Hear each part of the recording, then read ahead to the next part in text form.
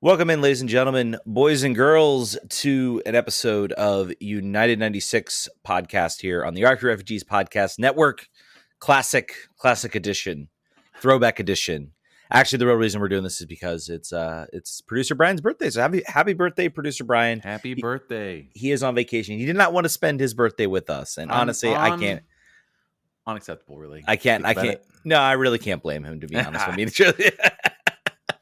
Or it's possible that he saw the DC United game and said, "Oh heck no, I'm not doing this crap anymore." One of the two. Either one. John, how you doing, my friend? How was your weekend? Hopefully better than Antonio Faro or Rafael Ramos. So good, so much better than them. I missed that whole debacle, which we'll get into. But yeah, no, I was winning money playing blackjack. I won $105 on one pull of a slot. Like I put $10 in, pulled one for $5, and won $110. Like cash out, done with slot. That's we're gonna go way up top.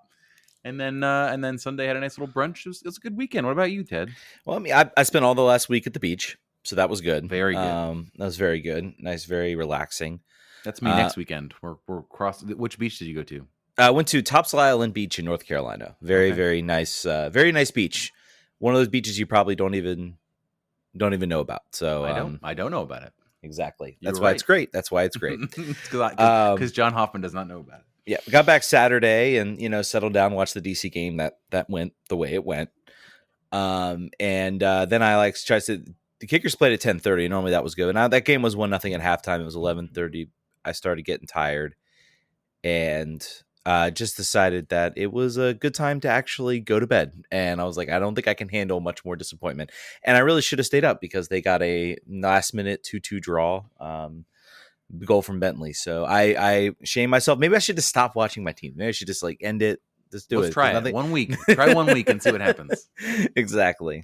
But we don't here to talk about that. We're here to talk about DC United, and we're clearly trying not to talk about DC United because that was it was a debacle, I think, to say the least. So let's. I want to get the bad stuff out of the way because I don't want people to.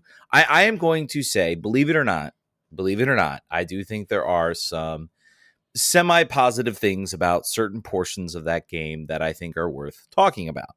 That doesn't mean, again, before I get accused of being a shill for the front office, which I can already see those rolling in, the entire we have been lied about. Obviously, we were lied to at the beginning of the season about this roster construction. The defense is a mess. I can still see the logic behind of what they were doing. Again, I think they were lying when they said, "Oh, I think we can make the playoffs," or "We're going to try to make the playoffs." I'm sure they say, "Yeah, we're going to try," but it was pretty clear that the playoffs were a long shot. They're definitely done at this point. No team has ever before the All-Star break been like, "It's over. Don't even come." If you were thinking about buying it, don't do it. That would be very bad. They're going to talk about that stuff until they're mathematically eliminated, which will be a while because it's MLS and everybody makes the playoffs. Almost everybody. It's a little bit better now. Every year they the most teams have not made the playoffs. So there's still, it's not like it was in the good old 2004 when it was 4 or 5. Right. But yeah, so let's be clear. I think there should have been in a just world, there should be consequences for the front office, for Dave Casper. There should be consequences for the actual roster construction at the beginning of the season. And the fact that they've had to make this massive course correction, should have maybe come with something like that. I think the direction they've taken with, signing Rooney probably precludes that a little bit. And I don't necessarily know that the FO is really in control anymore. I think they're maybe, working through the rules and everything like that. But would not be surprised if maybe some control's been lost. I think that's Dave Casper. A fair assumption. I think it's very likely there's been a bypass installed that goes right around Dave Casper and Lucy Rushton, right to Jason Levian from Wayne Rooney. Oh yeah. I think when you saw, for me, the point of that was when I saw that the assistant coach, I don't know his last name, being brought on from Derby. The thing that was most stressed about his skill set was his player scouting recruitment and like getting players signed on your team. I was like, that sounds like not an assistant coach's job. So it's very interesting that Wayne has brought this guy in to be his assistant coach. So yeah, like you said, I think in a just world, results over the last 10 years would say time to change, time to make a change. But Not we can talk even about that's going to happen. Not even 10 years, but even just not even 10 3. years. Again, I don't. I speak very carefully. People talk about 10 years. They talk about a time when DC United had no money. I literally take my judgment on the front office and everything comes from 2018 on. And we've made the playoffs twice now. No, no extra playoff games, no winning a playoff game, nothing. And it's been, and really you talk about the rebuild that happened and the players that were continually brought in on this roster, heading in from the, from the winter into the summer. Defensively, everything's pretty much stayed the same, and it's been terrible. It's been completely awful. And this game was sort of I don't really know what to say about it. And let's get into it. Before we get, I mean, obviously, I just want to preface. I think Dave Castro should be gone. I think maybe even Lucy Rushton should be gone. Mm-hmm.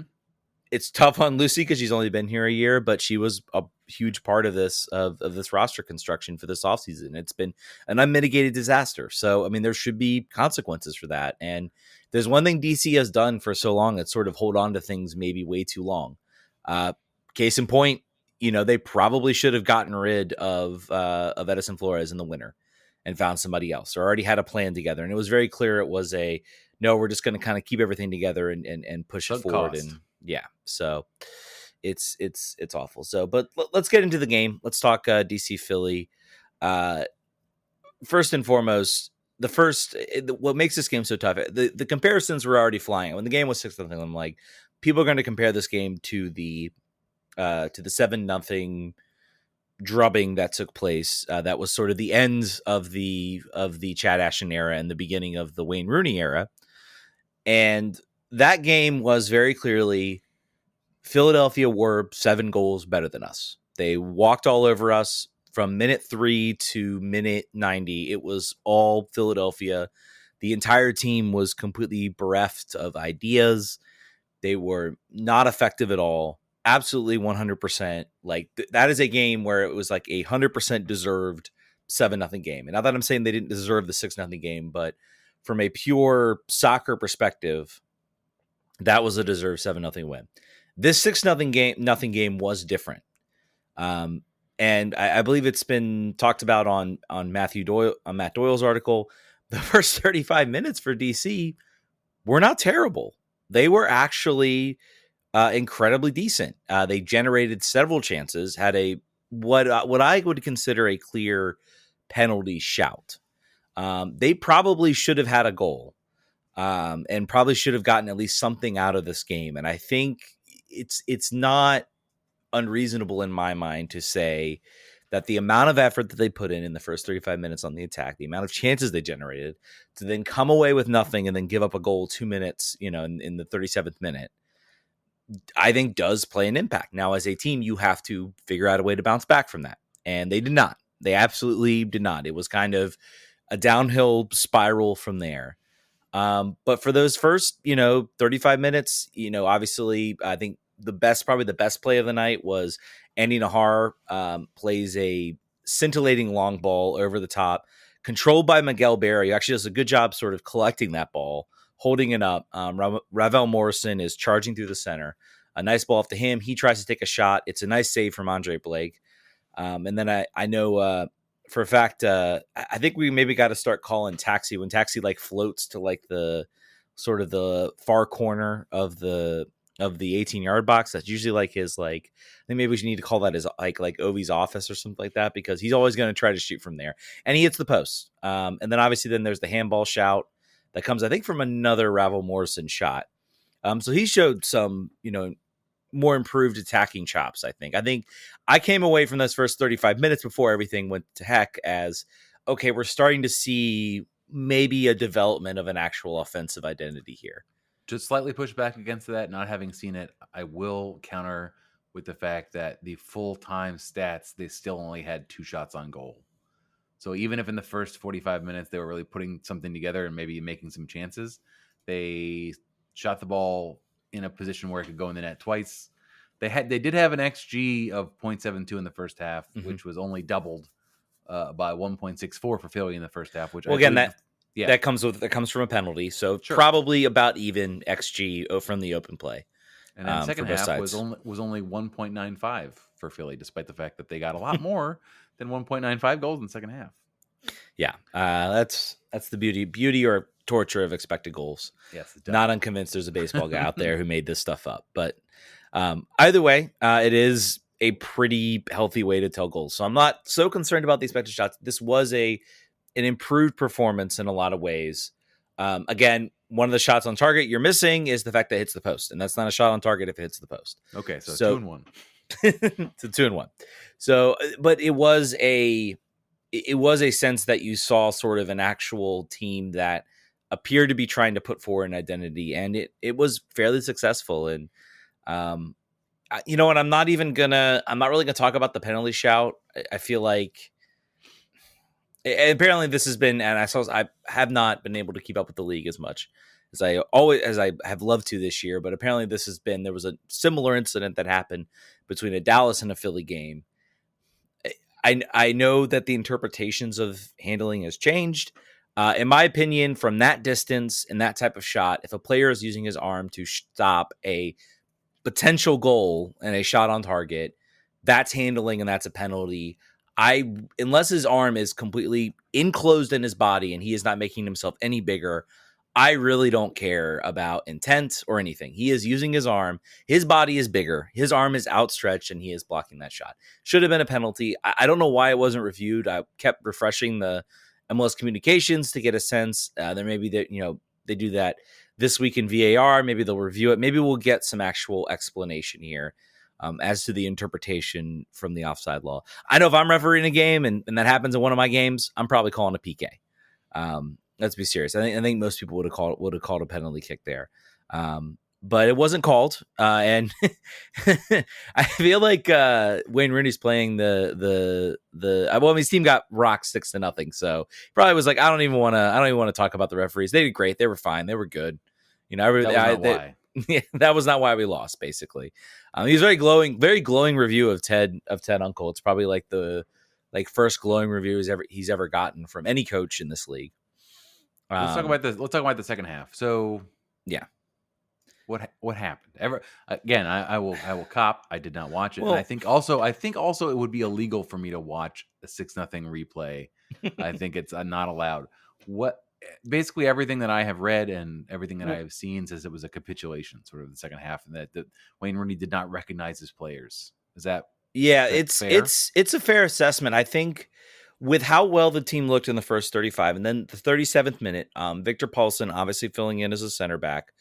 I'll talk about the second half, but I think it sort of starts at that first goal. And it's a very real thing when you're a bad team and you feel like you finally put together a performance where you feel like you deserve a goal. And then because Philly is a much better team, much more organized, they're together. Basically, the first goal comes from Victor Paulsen essentially getting shoved off the ball by, I forget the goal scorer for Philly. I have to go look that up. But Which time? Yeah.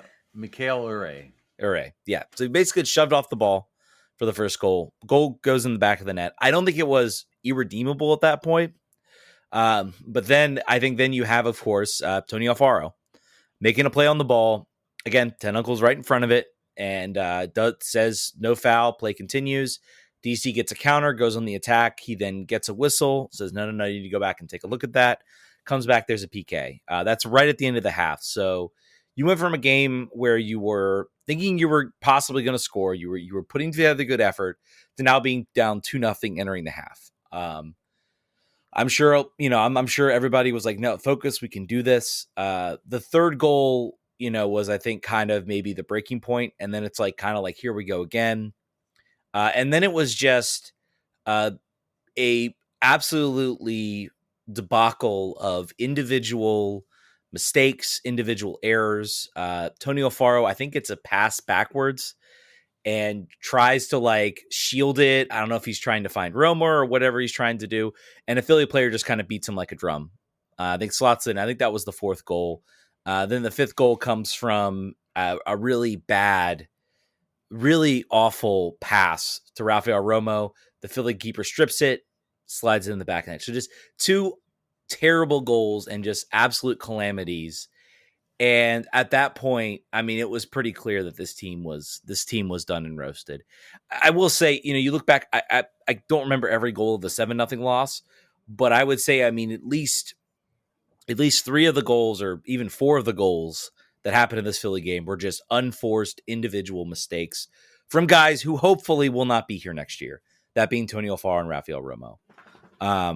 And then the third goal, I think it was another dispossession. And then all I know is I saw a Philly player have the ball running down the sideline, looks to, I think Tony Alfaro is trying to like shield him. And he says like, oh, you're just going to let me have the whole other side of the goal then? Okay, thank you very much. I'm just going to slap this ball past Rafael Romo. Rafael Romo, of course, doesn't save it.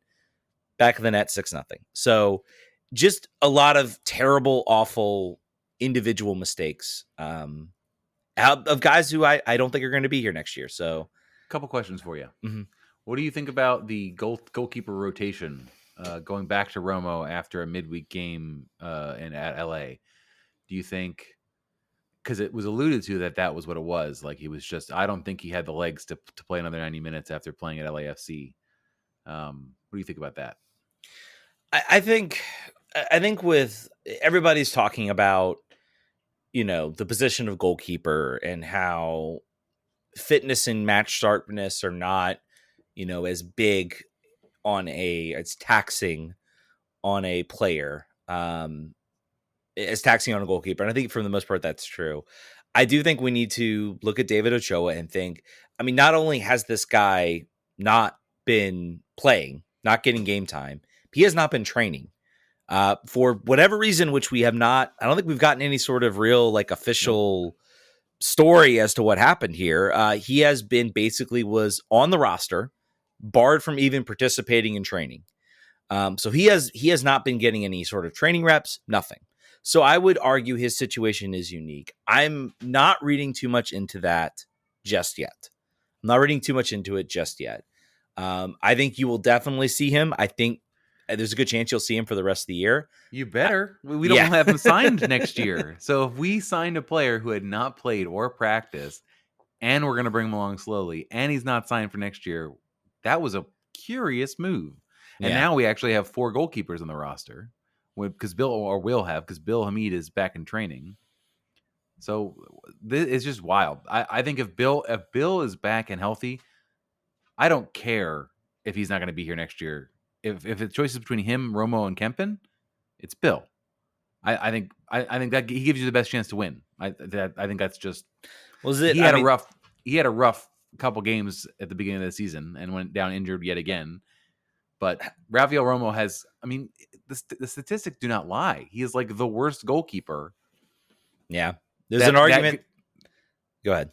No, I mean, just that could be anybody, but since it can be anybody, there's no harm in changing the deck chairs in the Titanic in this case.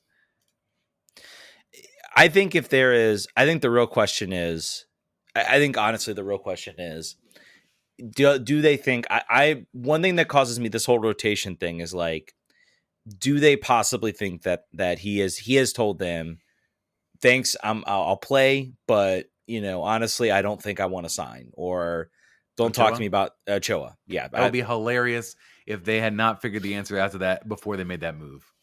I mean, he was cheap. Insane. He was only $75K in allocation money. It was a really cheap transfer. And I also wonder if they brought him in, who knows at this point. I think we'll probably learn maybe more as the season progresses. I think he will hopefully get a look coming up. I don't think Bill Hamid rushes in. I think he'll get at least the next few games. Romo is very clearly, hopefully, in the doghouse. If he is even on the bench, I think that speaks to something else. But I mean, my question is like why, if you were, if you suffered this bad loss and that dropped you down to 8th place in the league, maybe yes, you then consider Bill because you might have a chance at squeaking into the playoffs. There's no chance of that. So like my question with Bill is like, I mean, maybe give him a send off or two, but like you have to start thinking right now. Like, and you know, it's I understand that, but in in no mathematical universe for me is Romo part of the solution for next year. I think absolutely you no, need to. 100% not. I'm talking about Ochoa. Like you have to Oh get yeah, your legs worth on Ochoa. yep. If he's You, fit, if he's able to play, he should play. I guess that's what I was saying. Ochoa, if available, which he was not this weekend, yeah, I mean, go with that. Like you said, but give it a ride. both are fit and healthy. Who starts? Who do you start? Do you start Ochoa, Bill? Start Ochoa Ochoa? every Okay. game except for the last one. Yeah. I mean, That, that's that's the way I yeah. would play it. A couple other questions for you too. So Victor Paulson with a 4.9 on FootMob and Tony Alfaro with a 4.2. Alfaro maybe more deserved, apparently, according to sort of the conversation around this. Donovan Pines does not get in this game. Both of those players played 90 minutes in a 6-0 drubbing. How far in the doghouse is Donovan Pines for Wayne Rooney? It seems like he values him very little. Does not think he's worth getting out there in a route. Yeah, I don't know at that point. I mean, I think Tony Alfaro was okay, you know, through the past. I think he probably looked at it as, you know, Donovan Pines makes a mistake and he goes to the bench. I mean, made the mistake, obviously, the Montreal game. Antonio Alfaro didn't really do anything he kind of kept his nose clean. But he put forward a absolutely like terrible, awful performance that I think you almost have to reconsider him. Paulson, I think Paulson was definitely pinching in at that point. And I think maybe it was trying to give them something different. Maybe he pushes up a little bit.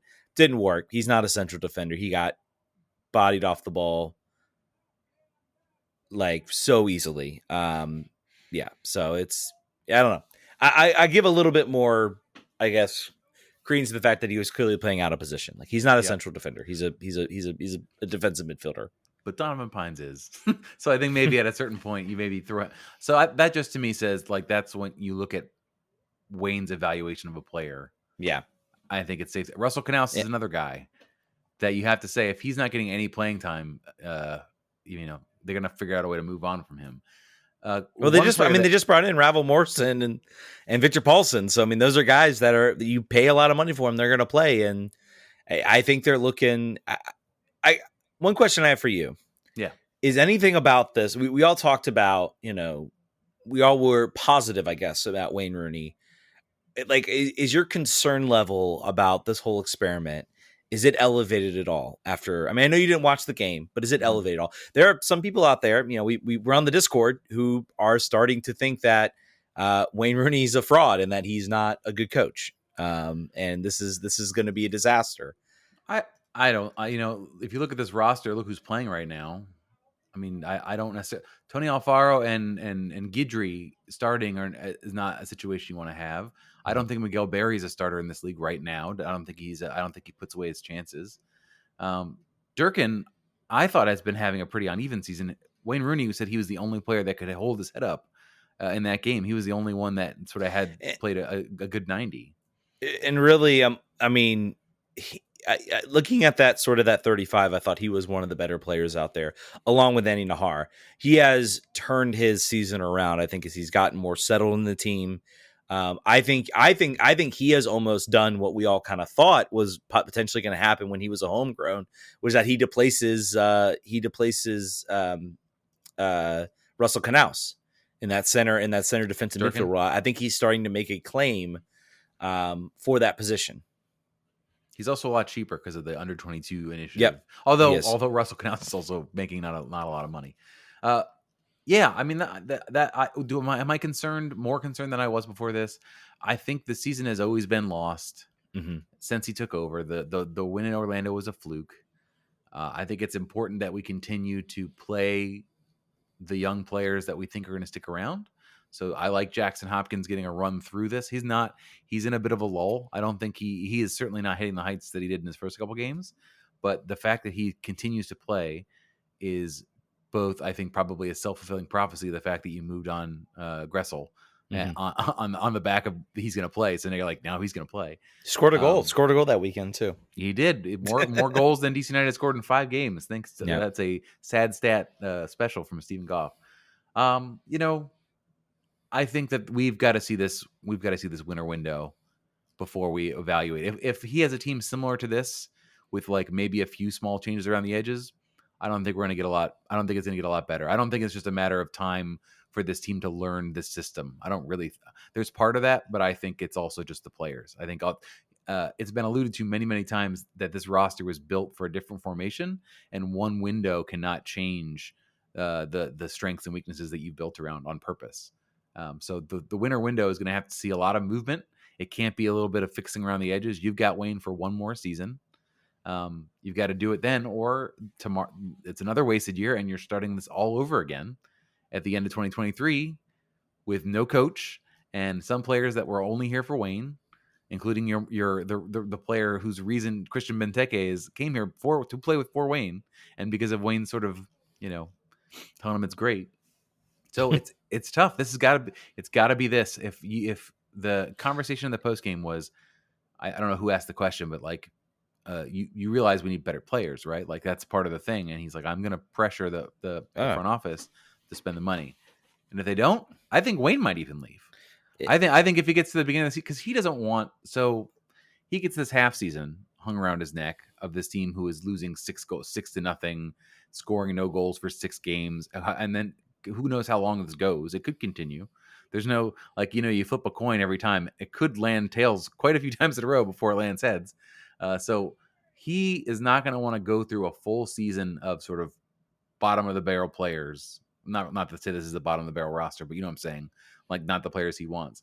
It's very possible that he does not want to have his name affixed to that 2023 season, and he jets before if they don't spend. So it's sort of that they've got Jason a little bit, gun to his head a little bit to make something happen. Yeah, I mean, and all I'll say is that all I will say to that answer is I'm not sure. I think he would still get a position on another side because quite simply, everybody's talking about Christian Pulisic going to Manchester United, and the point's been brought up. Well, I mean, if he goes there and it doesn't go well, it's a mess and it looks like less of a mess after today.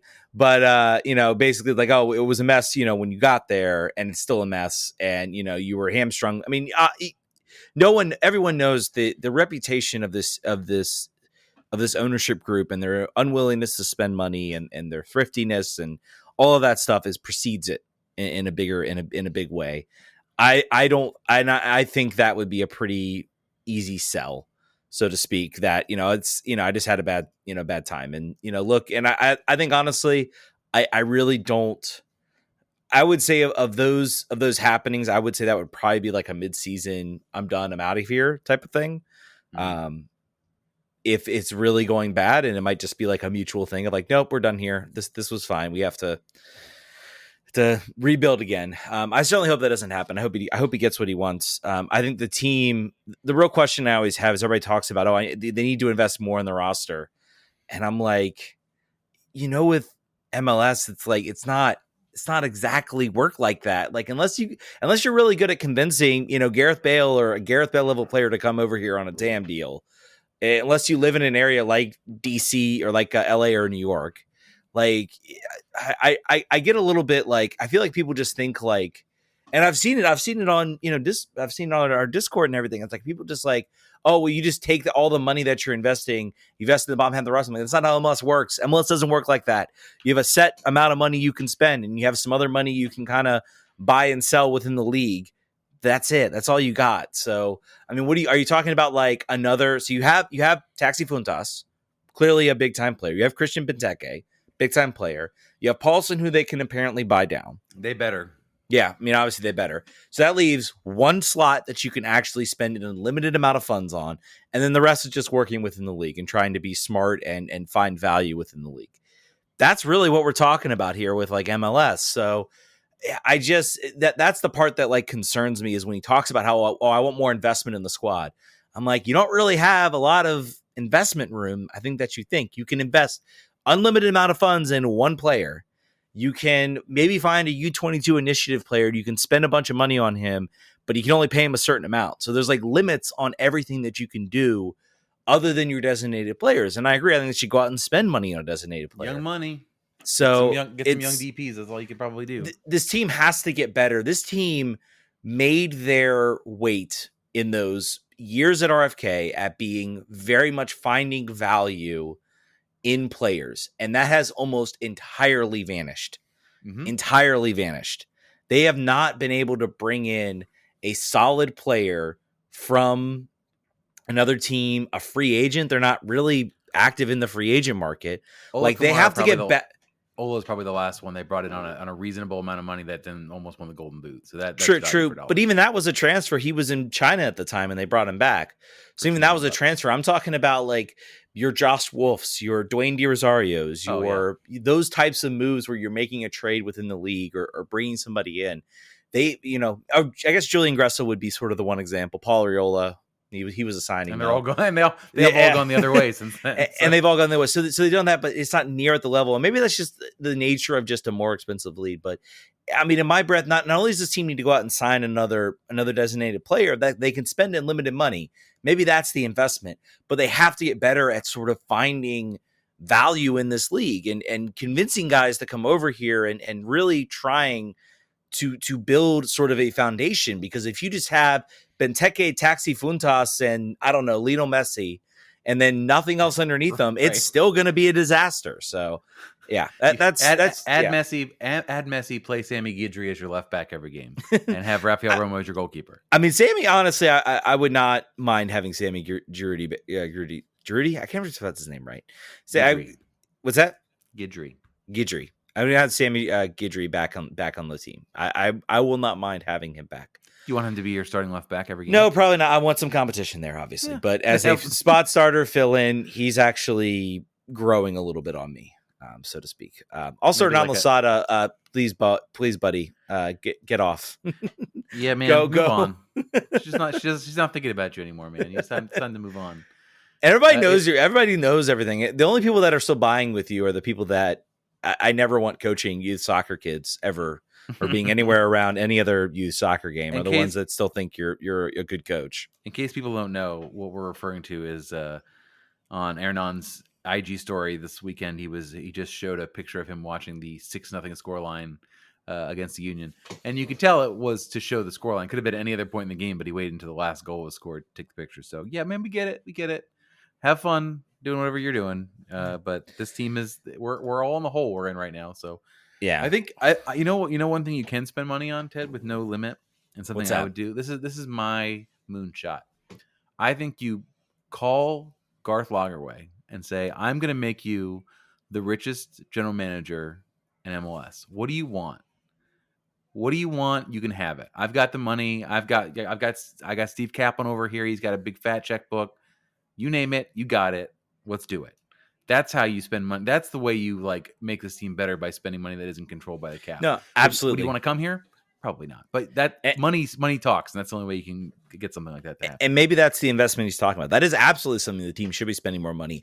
And to their very small credit, that's what they've started doing. And I think that's why we've hit a little bit more on certain signings. Let's get into some of these. We got a lot of responses on Twitter. Yeah. Just get to some thoughts on Twitter. I got them all here. At Mario the Kid, this is a question, I guess, more than a reaction. We'll do a reaction first. ZD Bernstein says, "I don't see any way it changes without people just not showing up," meaning fans, to the games. "The front office clearly thinks they can hang on and make money regardless of how bad the product is. That's the only way I see them being forced to face the music. And without a major shakeup, nothing is changing." Yeah, and I'm not going to sit here and say people should continue to show up for this product. If you have season tickets and you cancel season tickets, I understand 100%. And thinking it's not going to get better. And honestly, we've all been sort of waiting for this team to finally, grow up with the rest of MLS, and it's just not happening. And it's still not happening. And I don't have. There are fan shamers out there that are mad at people doing that. I invite you to walk off of a pier, because we have been waiting for quite some time. Now, are we Cubs fans? Have we been waiting for 80 years before they got? No, but this is a 26-year-old league. So if it's been this long and we're not seeing that, you can kiss my butt. The team does not owe. I don't owe the team any money. And those people not spending money, are most likely probably still going to care about the team in some way. They're still going to watch games. They're still going to go to podcasts. They're still going to. Some of them are probably still going to go to games, or do podcasts. Exactly. I mean, hey, you're going to have the global rights on Apple, so you can watch it wherever you want, basically. So there you go. I've got a question here from Mario the Kid. What are some reasonable expectations for next season? Another attendance question. Would an attendance boycott have any positive impacts? I think it will just demoralize the new players and make next season harder to overcome. Appreciate your thoughts. Attendance boycott. I don't think it will matter. Number one, I don't think, based on my 5,000, 50,000 feet view above, the organizational structure of supporters groups is nowhere near what it was 4 years ago.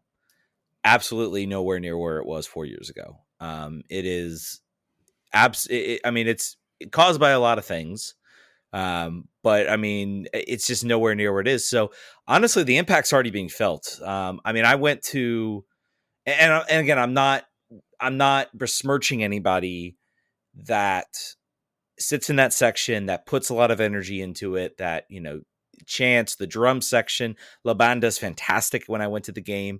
But I went to that Montreal DC game and it was noticeable. It does feel like there are certain people who used to be a huge part of those sections that are just no longer there. I could be completely wrong. Go ahead, come at me. But it definitely still felt lively. And when they scored, it still felt great. And it was certainly loud. I think there's no way they could effectively organize a boycott like they did in 2018 with the whole ticket thing. I just don't think the organization's there at this point. That's right. I think that's right. I don't think reasonable expectation. Right. If he's talking about beyond that, also if he's talking about like beyond supporters groups, just general fan boycott, that will not work because there will be people that will come to this game and just like sit there and buy your ticket on StubHub for $25. It becomes it's still a family outing. It's still like, it's more affordable then at that point. Yeah, it does. It becomes cheaper. It becomes a cheap outing. It's just like anything with the Nationals being bad and everything else. Reasonable expectations for next season? Honestly, my reasonable expectation is playoffs minimum. It has balls to the wall. Yeah.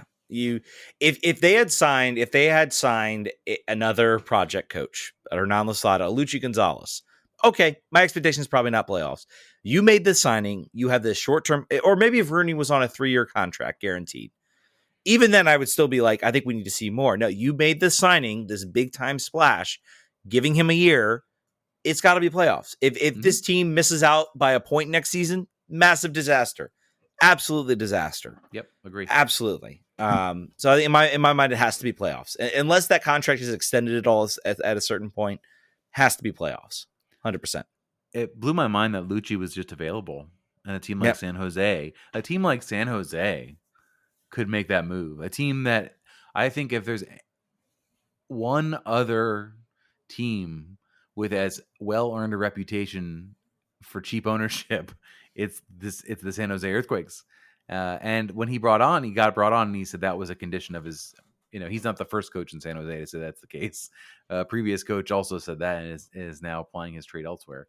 But yeah, I think reasonable expectation is playoffs, and anything less than that is a failure across the board. And if Rooney goes next year, in my mind, I think you start completely fresh. Yeah, I think you just wipe it out and start, because you are at that point. You are starting fresh, from an organizational standpoint, from a play style standpoint. I don't even want to think about it. We got. I would rather suffer through right now. I'd rather suffer through the doldrums of what this remaining season is going to be than already put myself at the end of 2023 and have it not gone well. I can't mentally. I don't want to mentally deal with that right now. Jeremy Ferrafino says, with all respect to Rooney, I just don't think he is going to make a big impact here. I don't see him staying past 2 seasons. Yep. Even if we're able to go full 2 seasons out of the Rooney era will be forgettable. Maybe I don't want to. I don't want to say that. And also he talks about a roster overhaul as well. This is the overhaul. We're in the middle of the overhaul. You can only do but so much in my mind in the season, and you have contracts that are guaranteed and players nobody wants. So some of those contracts you just kind of got to wait out. We're right in the middle. We are in the middle of a massive roster overhaul. I guarantee you from back to front, you are going to see, I mean, you've already talked about from the midfield, Durkin and Taxi being really the only guys who are left who, maybe played before the last transfer window. All the other guys are out there. All the other guys have been, kicked out or kicked to the curb. Estrada's gone here for half a season, so this is a massive roster overhaul that is underway. The question is whether it's going to work. And so far we haven't seen too many signs that it's coming together in a reasonable way. Still some time to go, but first month or so, I think has been kind of a failure, if I'm being honest. And you're turning over the keys to this rebuild to a guy who's coached 2 years, who is a world-class player, but does not have anywhere near a long pedigree in successful management. He had 2 good seasons, 2 pretty good seasons at Derby County, 2.5. That's fine, but that's not infallible. That's not, absolutely. Put the entire fate of this franchise in this one man's hands. Let him make all the decisions, knowing that he will not be here for more than 1.5 seasons, maybe 2.5, but we'll be honest here, 1.5. It's entirely possible that this the second Rooney wave here is a disappointment, because it's very, the track record isn't long enough to guarantee or predict any kind of real outcomes here. It's a different world than the championship is not MLS. And he played in MLS, but it's different to build a roster in MLS. And that's why he's got the help he has, but it's different. Yeah. So, it's possible. Yeah, I'm wondering. I have to think those conversations have happened, but when he talks about more investment in the roster, that always concerns me, because I'm like, do you know like the limits you have as far as a roster build and like what you can do? Maybe he knows. Maybe he has to have a complete understanding, at least a general understanding of how it works. One more I wanted to get. He's just going to pay him. He's going to pay him out of his own pocket, like he did at Derby. Yeah, that's how he's going to get him to come over. Yeah, and then wanted to get into Chris Webb, who, if you're a longtime person, know was part of United Mania at the time.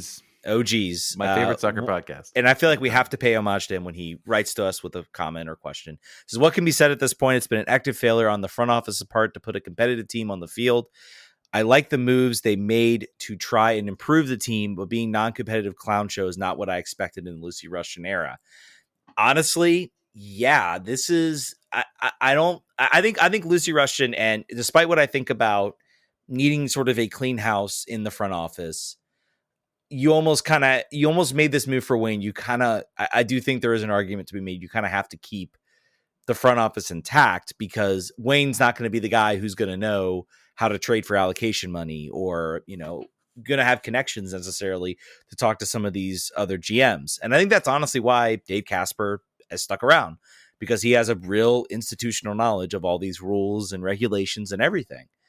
And for better or for worse, I mean, we need to find, in my opinion, someone else to do that. I think the point is, I think I'm kind of in the same boat as Chris. Like, I like the moves that we made, but this has been a disaster of a season. It's been, in my mind, it's been the worst season in DC United's history. Worse than 2013, worse than 2010. You want to know why? Those at least had 2 cup runs in them. Those had some semblance of joy out of those games, where we had a snowball's chance, one of which we won a trophy. We won a trophy in 20. Everybody talks about, 2013 was so terrible. So we won a trophy. Like, this is worse. This is absolutely I know it's not worse in the standings. I know we've won more games. There's also a lot more teams than there were back then. So I think that should be taken into consideration. There's also better players playing worse, which makes it worse. Like, there are more talented players than there were on those rosters. Connor Doyle isn't on this roster, for instance. Yeah. And you have to look, and you honestly and that's a good point. You have to compare it to what they were spending in 2013 versus what they're spending now. This has absolutely been the worst season. Very much the worst season in DC United history. No question in my mind about that. Maybe it gets better. Maybe we'll all look back and maybe it'll get better. I don't know at this point. A little bit of off the field stuff. Oh, you have another one? Well, I do have one more because I feel like we have a lot of people who are upset. DC Ulysses, statehood for DC on Twitter says, maybe I'm naive, but I don't think it was nearly as bad as that score suggests. Yes, they need to add more, but there were some good pieces here. They just might be in the belly of the whale. Maybe we're in that. And I think that DC Ulysses kind of echoing, he watched the first 35 minutes too. And I think that's Maybe still... he turned it off at that point. You're like, all right, I'm going to do something else now.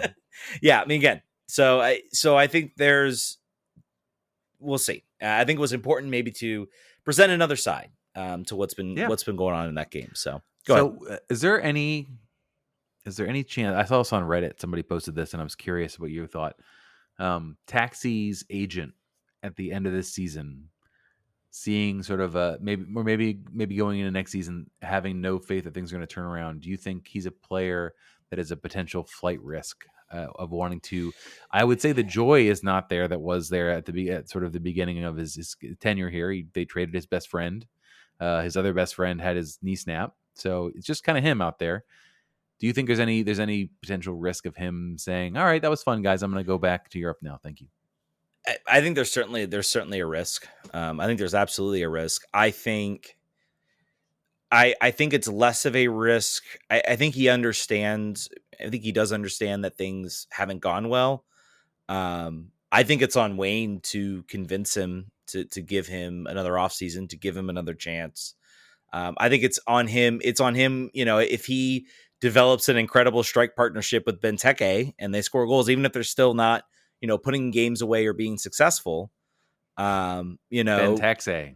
Yeah, I think the one thing about Taxi, one thing that gives me hope is I'm not sure he might be thinking about his next move.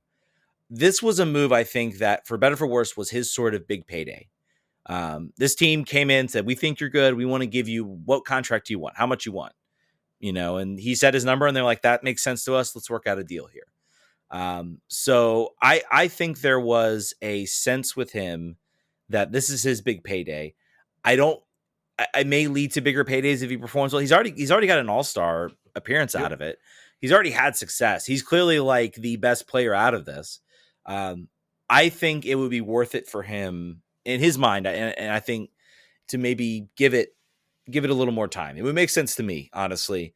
And if by the summer they're just not working out, Rooney's completely turned his back on what he wants to do, Rooney's gone, then maybe then you start to look for another thing. I think he could go into next season. I think he will still play well. He still shows effectiveness. In this game, he was still incredibly effective. I do think these next few weeks are pretty certain. I don't know. I don't put much stock in. I feel like some people try to draw things from other players, but I mean, it doesn't mean I don't also think he couldn't go. It could happen. Certainly something could happen. Team could come in, want to offer some big money for him. I just don't see that coming. And I think, well, I got my payday here. Let me ride this out for a little bit longer and see how it goes. And then we can reevaluate, once we get to the end of the season. So just keep in mind, this is before his stint at Rapid Vienna. He changed clubs almost every season. Yeah. Either on loan or just sort of on transfer. So it's not like it's not insane to think that. It's certainly, to your point, it would make sense for him to give it a little bit of a more go. Like, what's the difference between now and next summer wanting to go? Mm-hmm. Giving it half season, be like, I'll give you guys the January window and the first half of the season. And if we still suck, or if the style of play is continuing to generate no shots or 2 shots a game, I would like to go away. Thank you very much. I think that would be, at that point, if you're the front office, like give this man a transfer. This is not his fault. We did not build around him in the way we want to do. Yeah. I mean, he essentially arrived in a mess, and it's kind of been incredible how he still performs the way he 11 does. goals in 19 games. It's bananas. A little bit of off the field stuff. The Meet the Team Day was this Sunday. I did not make it because, again, I said I was busy. I wanted to point out Rossington said everything was Rossington DC on Twitter said everything was packed up. All the other players were gone, and Bill and Andy were still sitting at their table signing, talking to people, and refusing to be rushed by the stadium or team staff. True gentlemen of the community, setting an example the club refuses to see, let alone follow. I saw other people say that Bill Hamid's line was like wrapped around the concourse. Wayne Rooney was not there. He's not a player, of course, but he was not there. I think it's quite obvious, though, that were he there, he would be the number one attraction, and he was not able to make it. That's unfortunate. He was there. I would just comment that the last time I was at the team's Meet the Team Day, Ben Olsen was there, and that was in the middle of a very poor season with a lot of pressure on him. He was there. He was talking to people. He was around. But yeah, Bill. I think Bill sort of getting his flowers from fans, I think, is great, particularly if this is his last run, which I think we both think it is. But good for him to be out there. Both Bill and Andy really kind of getting what it is that DC United used to be about, and hopefully can be about again. But I just thought I think that was good to highlight. And the other thing I wanted to say was Loudoun United won a game against Atlanta United 2. And I was saying if we could only just play MLS 2 sides, we could crush. Jeremy Gray scores the first goal of his career. So good for him. A player that, I think was looked at as potentially stepping right into DC United, and clearly that was not been the case. He has gotten a lot of minutes with Loudoun. I don't know that he's sort of on the fringe. He's in a position of extreme depth on DC United, playing in sort of a defensive midfield position or in an 8 position. So maybe no way to break through with the big club, but good for him for getting a run, and good for Ryan Martin for just getting 3 points for a change. I'm sure it's got to be nice to just do that. Yeah, you talk about too. I mean, I think Moses Nyman also is back and made an appearance, I think, last week. He was not there this week. So hopefully everything's okay there. I would think you would want to get him as many minutes as you can to sort of get him back into because he's your most promising talent, maybe next to Jackson Hopkins. So yeah, good win for Loudoun United. This game was tough, but I hope it is always, as I say, always hope it gets better. I'm not going to tell you it's going to get better, but I hope it gets better. And I think there are some good things, even if it's a majority bad right now. There is a opportunity here to get some things right. And I hope the front office and ownership take advantage of it. And we may look like fools next year, and maybe another long season, but there is an opportunity here. It exists. So, and if that's so, and you're still listening to us talk about this every week, who's the real fool? You still donate to that Patreon. That's right. We're all fools together in our own little way. Yeah.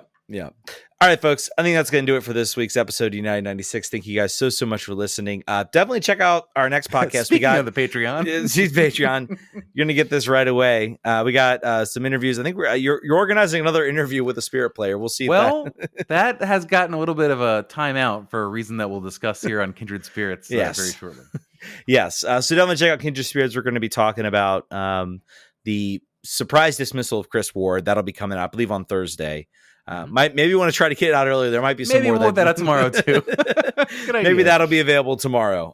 But definitely search that, download that on your podcast feed. We're going to be talking about that. Guys, thank you so much for listening. You guys are incredible. To send us comments, to send us ideas, to keep us going. We do this for you guys. It's been an incredibly tough season, the toughest season I can remember in a long time. And you guys are what keeps us going every week when we have to talk about this incredibly bad soccer team 6-0 loss. Time to do a podcast. Time to do a podcast. Time to do a podcast. Exactly. Thank you all for listening. We'll check you guys next week. Vamos.